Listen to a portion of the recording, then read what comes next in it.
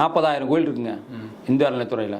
40,000 கோயிலில் படிப்படியாக அவங்க என்ன பண்ணுறாங்கன்னா செல்ஃபோன் உள்ளே எடுத்துகிட்டு போகிறதுக்கு அனுமதி கிடையாது.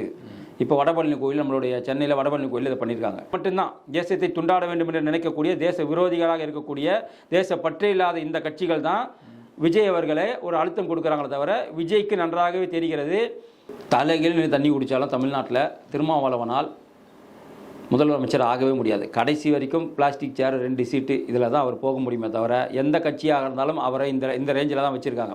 அது தேவைக்காக இருந்தாலும் சரி. ஆனால் இந்த மானங்கெட்ட திருமாவளவன் ஈரானில் செத்தார யார்? காமேனி செத்ததற்கு இங்கு அஞ்சலி செலுத்தி, இங்கு ஆர்ப்பாட்டம் போராட்டம் இஸ்ரேலை கண்டித்து, அமெரிக்காவை கண்டித்து நடத்திய திருமாவளவன், IUML, ஜவருல்லா, தமிழ் அன்சாரி, நீங்கள் ஏன்டா இப்போ வந்துட்டு 2 தமிழர்களை வந்து ஈரான் இன்னைக்கு தேவை என்ன?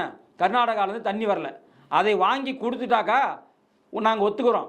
உன்னைய மாதிரி ஒரு புத்திசாலி தலைவர் காங்கிரஸில் கிடையவே கிடையாது, நீ தான் ஏகபோக மனிதன், நாங்கள் ஒத்துக்கிறோம்.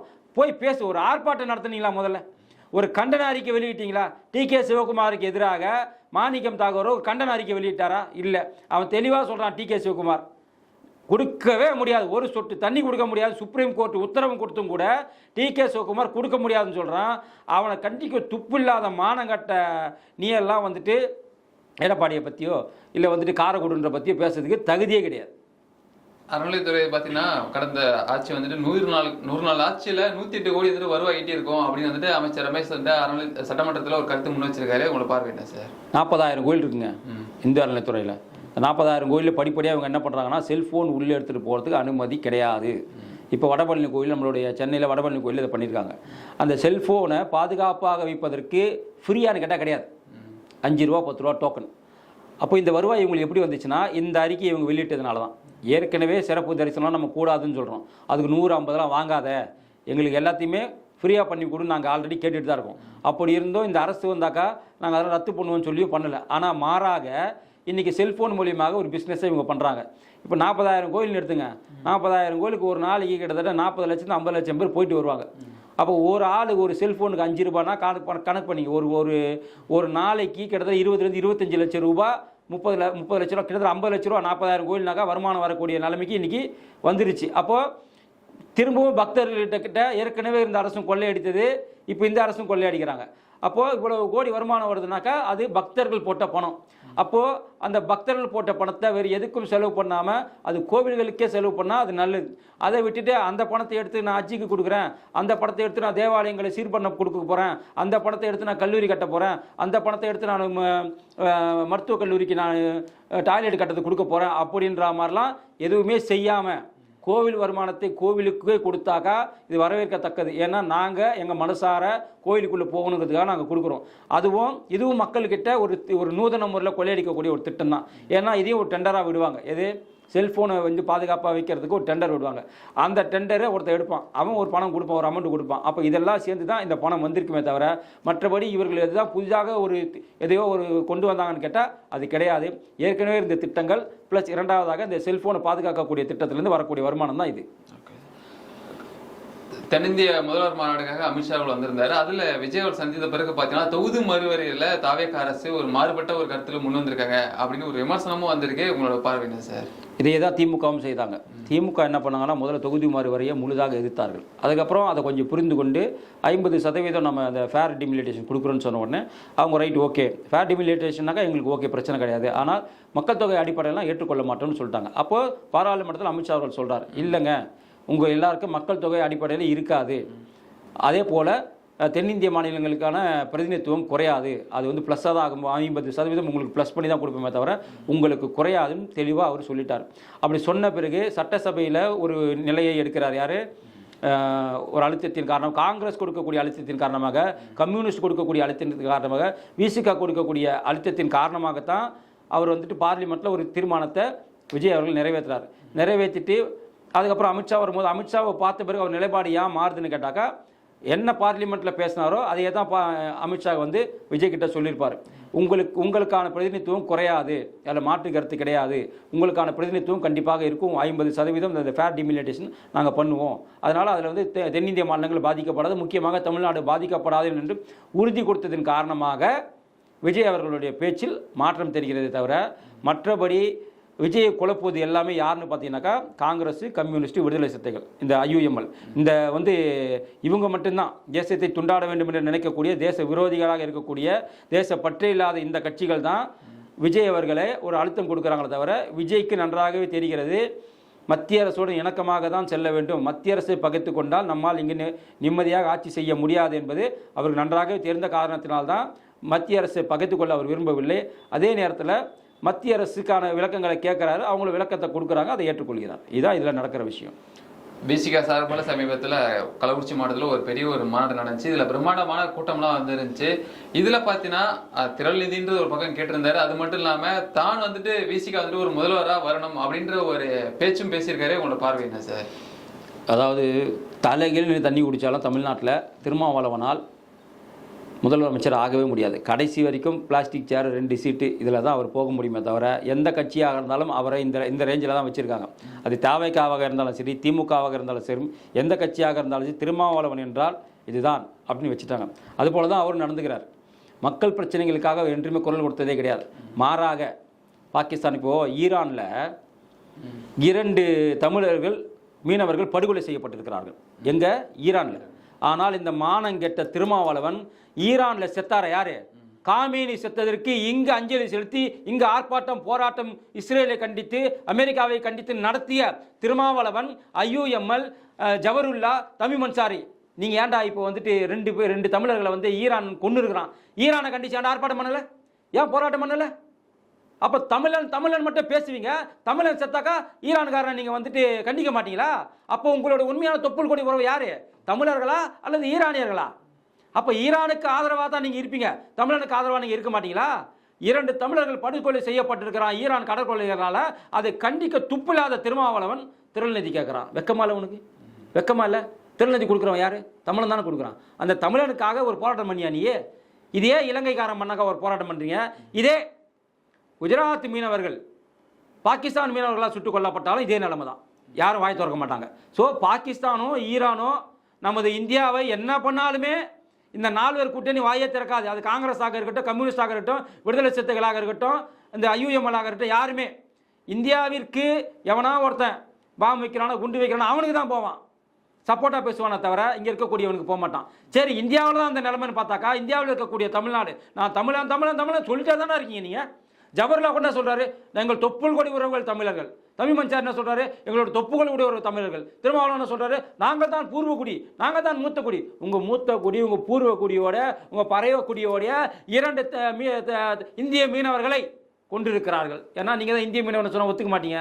தமிழக மீனவர்களை கொண்டிருக்கிறான் ஈரான்காரன். ஏன் ஈரானை கண்டிக்கவில்லை? ஏன்னா ஈரான் தான் இவங்களுக்கு தொப்புள் கொடி வரும் திருமாவளவனை பொறுத்த வரைக்கும். அதே மாதிரி IUMLக்கும் ஈரான் தான் தொப்புள் கொடி வரும், தமிழம் கிடையாது. ஏன்னா இவர்களெல்லாம் அரேபியாவிலேருந்து வந்தவங்க யாருக்கு சப்போர்ட் பண்ணுவாங்க? ஈரானுக்கு தான் சப்போர்ட் பண்ணுவாங்க. இருக்கக்கூடிய தமிழர்களுக்கு சப்போர்ட் பண்ண மாட்டாங்க. அதே தான் திருமாவளவனும். அப்போ திருமாவளவன் என்பவர் இன்னிலிருந்து திருமாவளவனை திருமாவளவன் என்று அழைக்கக்கூடாது, திரள் நிதி திருமாவளவன் என்று தான் அழைக்கணும். ஒரு மாநாடு போட்டு அந்த மாநாட்டில் உன்னுடைய சமூகம் சார்ந்த கருத்துக்களை தெரிவிக்கணும், உன்னுடைய எதிர்கால வளர்ச்சிகளை பற்றி பேசணும், உன்னுடைய தொண்டர்களுக்கு என்ன முறையில் வழிகாட்டணும். அதெல்லாம் பேசாமல் 4 நிமிஷம் கூட பேசாமல் திரள் நிதி கொடுப்பவர்கள் மட்டும் மாநாட்டில் இருங்க, திரள் நிதி கொண்டு வராதவங்களாம் வெளியே போங்கன்னு சொல்லக்கூடிய சுயநலம் பிடித்த திருமாவளவன் அவர்களே திரள் நிதி எப்படி கொடுப்பான்? இன்றைக்கி 90% விடுதலை சிறுத்தைகள் கூட கட்சிகள்லாம் யார்? ஏழைகள். அந்த ஏழைக்கிட்ட போய் நீ 10,000 கொடு, 5,000 கொடு, 1 லட்சம் கொண்டு எப்படி கொடுப்பான்? ஒன்று கொள்ளையடிச்சு கொடுக்கணும், இல்லைனா அவங்ககிட்ட கட்ட பஞ்சாயத்து பண்ணி கொடுக்கணும், அப்படி தானே கொடுக்க முடியும். அப்போ ஒரு தலைவனாக இருக்கக்கூடியவன் ஒன்று அவங்கள அத்துமீறி அடங்க மறுன்ற, அவனுக்கு அத்துமீறி அடங்க மறந்ததை இப்போ நீ பார்த்துருப்பேன். ஒரு நாளே உன்னால் தாங்க முடியலையே, ஒரு நாள்லையே 4 நிமிஷம் கூட ஒன்று பேச முடியல, ஒன்று தூக்கி போட்டு மெரிக்கிறானுங்க. நீயே செத்தமாக பொழைச்சமானு வெளியே வர. அப்போ ஒவ்வொரு நாளும் தமிழக மக்கள் மாட்டிக்கொண்டு முழிக்கிறார்களே உங்களுடைய கட்சிக்காரங்கிட்ட, அப்போ அவங்களுக்கு அட்வைஸ் பண்ண மாட்டியா? அப்போ அவங்களை உசுபேத்தி விட்டு அடங்க மாதிரி அத்திமீறி நாடக காதல் பண்ண அது இதுன்னு சொல்லிட்டு அவங்களை உசுபேத்தி விட்டுட்டு இன்னைக்கு நீங்கள் அனுபவிக்கும் போது மட்டும் அந்த கஷ்டம் தெரியுதா? உன்னோட தொண்டர்கள் எப்படிப்பட்டவர்கள் என்று நீங்களே புரிந்து கொண்டீர்களா? அப்போ தேசியத்திலும் சரி தமிழகத்திலும் சரி ஒரு பொறுப்பட்ட அரசியல்வாதியாகத்தான் இந்த திருமாவளவன் இருக்கிறார். நீங்கள் ஈரானை கண்டிக்க வேண்டும். அப்படி ஈரானை நீங்கள் கண்டிக்கவில்லை என்று சொன்னால் நீங்கள் ஈரானின் ஊதுகோல்களாக தமிழகத்தில் இருக்கிறீங்கன்னு அர்த்தம். தாவேக அரசு அமைந்த பிறகும் பார்த்தீங்கன்னா தமிழகத்துல கொலை, பாலியல் வன்கொடுமை, போதைப் பொருள் கலாச்சாரம் இருந்துட்டு இருக்கு. இந்த நேரத்துல செங்கல்பட்டு மாவட்டம் தையூரில் பார்த்தீங்கன்னா ஒன்றிய நிர்வாகி, தாவேகோட ஒன்றிய நிர்வாகி தன்னுடைய மகளை காதலித்ததாக ஆணவ கொலை கூலிப்படை ஏவி பண்ணியிருக்காரு. இது எப்படி சார் பார்க்கறது? இவங்க 2 பேருமே ஒரே சமூகம். அந்த பெண்ணும் சரி அந்த ஆணும் சரி ஒரே சமூகம். ஆனால் இந்த பெண்ணை பெற்ற இந்த தாவேக நிர்வாகி கொஞ்சம் பணபலத்தில் பெரிய ஆள். அந்த பிரவீன் என்கிற அந்த தம்பி வந்து பணபலத்தில் ரொம்ப ஏழை. இங்கே பிரச்சனை ஆணவ கொலை என்பது பணத்தினால வரும், ஜாதினால் வரும். அப்போ ஆணவ கொலைகளை தடுப்போம், போதை கலாச்சாரத்தை ஒழிப்போம் என்று சொல்லக்கூடிய விஜய் அவர்கள் உங்களது சொந்த கட்சிக்காரரே இந்த வேலையை செய்திருக்கிறார். இது மட்டுமல்ல, பாலியல் பலாத்காரம் பண்ணதுலேயும் உங்கள் சொந்த கட்சிக்காரங்க இருக்கிறாங்க.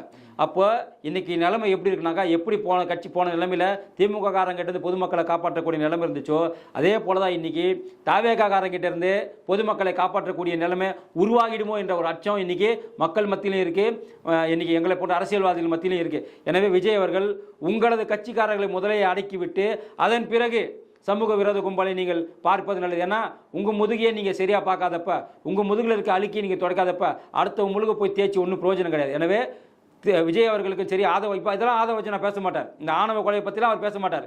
எதிர்கட்சிக்காரன் என்ன பண்ணுறானோ அதை பற்றி பேசுவார். இந்த சிடிஆர் நிர்மல்குமார் அப்படி தான், எதிர்கட்சிக்காரன் எந்த கக்கூசில் போய் உட்காந்துறான்னு பற்றி பேசுவார். தவிர அவன் கட்சிக்காரன் எங்கே போயிட்டு எந்த கொலை பண்ணுறான், அவன் கட்சிக்காரன் எங்கே கஞ்சா கத்துறான், அவன் கட்சிக்காரன் எங்கே கற்பழிக்கிறான், அவன் கட்சிக்காரன் என்ன ஆணவ படுகொலை பண்ணுறான், அதெல்லாம் நிர்மல்குமார் அவர்களும் சரி, யாருமே புஷி ஆனந்தும் சரி சட்டசபையில் பேச மாட்டான். அடுத்த கட்சிக்காரன் பண்ணுறதை பேசுவானே தவிர இவன் கட்சிக்காரன் பண்ணுறதை பேச மாட்டான். ஆரோக்கியமான ஒரு சூழலை நீங்கள் சட்டசபையில் கொண்டு வரும்போது மட்டும்தான் இந்த சட்டசபை நல்லாயிருக்கும், தமிழகமும் நல்லாயிருக்கும். விஜய் அவர்கள் நம்பி வந்த இந்த ஜோதிடர் பார்த்தீங்கன்னா ரத்தன் பண்ணிட்டு வந்துட்டு இப்போ ஓரம் கட்டி விட்டதாக ஒரு தகவல் வெளியே வந்திருக்கு. என்ன காரணமாக இருக்கும் சார்? ஆமாங்க, இப்போ என் மூலிமா நீங்கள் ஜெயிச்சிட்டிங்க. இன்றைக்கி ரத்தன் பண்டிட்டுக்கு ஆலோசகராக, தலைமை நிலைய ஆலோசகராக ஒரு பதவி கொடுத்தார் விஜய். கூட்டணி கட்சியில் எதிர்ப்பு தெரிவித்தது காரணமாக அவருக்கு அந்த பதவி தூக்கிட்டாங்க. ஏன் அந்த பதவி அவர் கொடுத்தாரு? ஏன்னா அவர் சொன்ன ஜோசியின் விளைவாக, அவர் சொன்ன அந்த வழிகாட்டு நெறிமுறைகளை வந்து பின்பற்றியதன் காரணமாக அவர் கட்டிக்கிற கயிறுலேருந்து, அவர் போடுற ட்ரெஸ்ஸிலேருந்து, அவர் போன கோவிலிருந்து, இது எல்லாமே யார் சொல்லி கொடுத்து பண்ணதுன்னா அந்த பண்டிட் சொல்லி கொடுத்து பண்ணது தான். அதனால தான் அந்த வெற்றி அவர் மூலியமாகத்தான் வந்ததுன்னு நினச்சி அவருக்கு அந்த முக்கிய பதவியை கொடுத்தாங்க. ஆனால் இவர் ரத்தன் பண்டிட் என்ன பண்ணிட்டாருன்னா, தொடர்ச்சியாக எல்லாருக்கிட்டையுமே என்னால் தான் விஜய் ஜெயிச்சார், நான் சொன்னதை கேட்டு தான் விஜய் ஜெயிச்சார், அவர் இங்கே முதலமைச்சராக இருக்கனா நான் தான் காரணம் அப்படின்னு ஊரில் தம்பட்டு அடிக்க ஆரம்பிச்சிட்டார். ஊரில் எல்லாருக்கிட்டையுமே விஜய் ஜெயித்ததே என்னால், நான் கொடுத்த வழிகாட்டு நெறிமுறை, நான் சொன்ன ஜோசியம், நான் இங்கே நில்லுன்னு சொன்னால் நிற்பார், நாங்கள் படுன்னு சொன்னால் படுப்பார், அங்கே போய் கும்பிடுன்னு சொன்னால் கும்பிடுவார், இப்படின்னு விஜயை அவர் மட்டம் தட்டி இவரால் தான் விஜய் ஜெயிச்சா மாதிரி ஊர் ஃபுல்லாக அவர் இந்த விஷயத்தை பரப்புனதுனால தான் அவர் என்ன பண்ணிட்டாங்க, இனிமேல் இது உள்ள நீங்கள் தலைமை நடுவில் அவர் சேர்க்கக்கூடாது, அவர் என்ன சொன்னாலும் அந்த வேலையை நீங்கள் செய்யக்கூடாது, அவர் அப்படியே கழட்டி விடுங்கன்னு அவரை தலைமை நிலையத்திலிருந்து துரத்தி விட்டுட்டாங்க. அதனால் நம்மளால் என்ன பண்ணுறாரு, இப்போ தெலுங்கானா நோக்கி போகிறார். ரேவந்த் ரெட்டிக்கும் அங்கே இருக்கக்கூடியவங்களுக்கும் ஆலோசனை சொல்கிறதுக்காக நம்மால் இங்கேருந்து அங்கே கிளம்புறார். இதுதான் இங்கே நடந்த விஷயம்.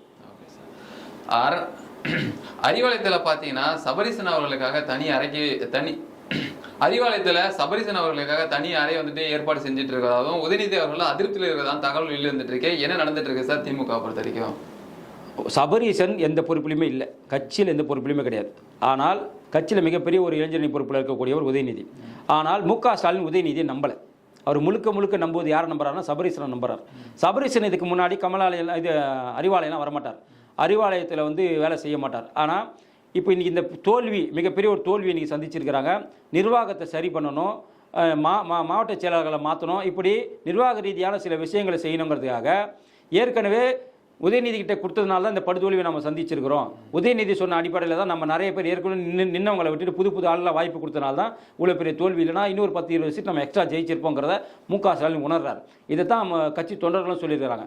அப்போ எப்படி தன்னோட ஊழல் சொத்துக்களை வந்து பராமரிக்கிறாரு யாருக்கும் தெரியாமல், எப்படி நம்ம ஒரு ஊழல்வாதியை நம்ம திருட்டுத்தனம் பண்ணியும் நம்ம திருட்டுத்தனம் பண்ணாத மாதிரியே நம்ம நல்ல மாதிரியே காட்டுறாரு. யார் காட்டுறாருன்னா சபரீசன் தான் காட்டுறாரு. அப்போ கட்சிக்குள்ளே அவர் கொண்டு வரணுங்கிறதுக்காக இனிமேல் அறிவாலயத்தில் அவருக்கு ரூமர் தயார் பண்ணி அவர் தான் இனிமேல் கட்சி நிர்வாகத்தை கவனிப்பார் அப்படின்னு மு.க. ஸ்டாலின் சொன்னதன் விளைவாக இப்போ இந்த இருவருக்குமே பனிப்போர் நிலவி கொண்டிருக்கிறது. ஏன்னா இவர் என்ன நினைக்கிறாருன்னா, இப்போ புதிதாக போடக்கூடிய மாவட்ட செயலாளர்கள் எல்லாரையுமே இவருக்கு சார்ந்து போடணும் அப்படின்னு உதயநிதி நினைக்கிறார். ஆனால் அவர் என்ன நினைக்கிறாருன்னா, அடுத்த கட்டத்துக்கு நம்ம கட்சியை கொண்டு போனோம்னா நிறைய மாற்றங்கள் செய்யணும்னு அவர் நினைக்கிறார்.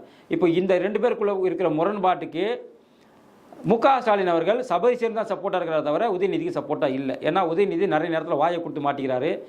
சில நேரத்தில் அவருக்கு என்ன பண்ணுறதுன்னு தெரியாமல் இருக்கிறதுனால கட்சிக்கு அவப்பெயரும் கெட்ட பெயரும் உதயநிதியால் நிறைய வருதுங்கிறதுக்காகத்தான் சபரீசனை நம்புகிறார், உதயநிதி நம்பலை. இல்லை இதில் வந்து வாய்ப்பு இருக்குமா சார்? முன்னதாக அந்த கனிமொழி அவர்கள் வந்துட்டு மாநில அரசுக்குள்ள வருவாங்க அப்படின்லாம் பேச்சுகள் இருந்துச்சு. இந்த நேரத்தில் அவர் சபரீசன் இப்படின்றது ஒரு எதிர்பார்க்கலாமா, மாற்றம் ஏற்படும் அப்படின்றது? கனிமொழியை தமிழக அரசியலுக்குள்ள ஸ்டாலின் கொண்டு வரவே மாட்டார். அவர் கொண்டு வந்தார்னா அது அவருடைய அடுத்த கட்ட முதலமைச்சர் பதவிக்கும் தன்னுடைய மகனை முதலமைச்சர் ஆக்குவதற்கும் மிகப்பெரிய ஒரு பிரச்சனையாக உருவாகும்னு அவருக்கு தெரியும். அதனால தான் அவரை டெல்லி அரசியலிலேயே நிர்பந்தம் செய்து அவங்க இருக்க வைக்கிறாங்களே தவிர தமிழக அரசியலுக்குள் கட்டாயமாக கனிமொழி அவர்களை ஸ்டாலின் கொண்டு வரவே மாட்டார். அது அவருடைய பிற்கால சந்ததியினருக்கு மிகப்பெரிய ஒரு அச்சுறுத்தலாக, கட்சியை கூட கைப்பற்றக்கூடிய அளவுக்கு மாறும், கட்சியை நம்ம விட்டு போக அளவு கூட மாறுங்கிறதுல ஸ்டாலின் தெளிவாக இருக்கிறாரு. அதனால தான் கனிமொழியை உள்ளே சேர்க்கறதுக்கு தயங்குறாரு.